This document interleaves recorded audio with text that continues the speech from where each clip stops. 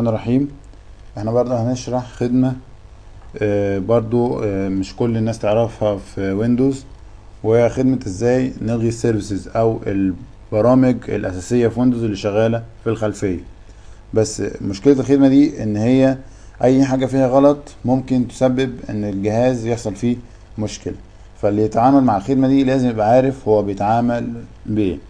فاحنا طبعا هندوس برضه ستارت وندوس ران زي ما احنا ظهر لنا كده.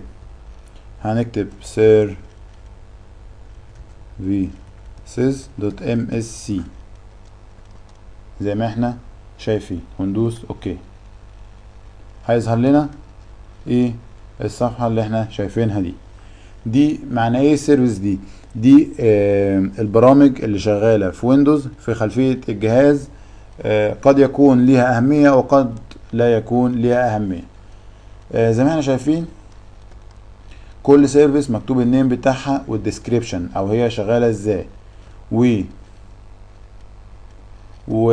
هي شغاله ولا مش شغاله، هل هي مفترض ان هي تشتغل ستارت اب تايب اللي احنا شايفينه، يعني هي تشتغل مع الستارت اب ولا لا. فاحنا زي ما احنا شايفين دي كل السيرفيسز اللي ممكن تبقى شغاله او مش شغاله. لو احنا عاوزين نقفل سيرفيس مثلا بتاعه السيستم ريستور، هنلاقي هنا فين السيستم ريستور.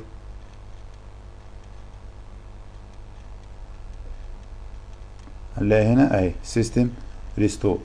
الديسكريبشن بتاعها ان هي بتعمل ريستور بوينتس او نقاط استرجاع. فاحنا هنا هنلاقيها ان هي حالتها لو احنا شايفين هنقول ان هي شغال.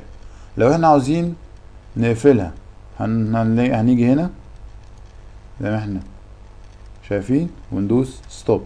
هيقول لي ان هو بيعمل ستوبنج للسيرفيس دي او الخدمة دي.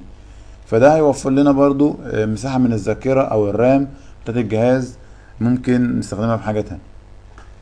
ده بالنسبة لخدمة السيرفيس. وبرضو بحذر تاني ان اللي يستخدم الخدمة دي لازم يبقى عارف هو بيعمل ايه وازاي يرجعها، لان ممكن تعمل مشكلة في الجهاز متخلوش يقوم. شكرا.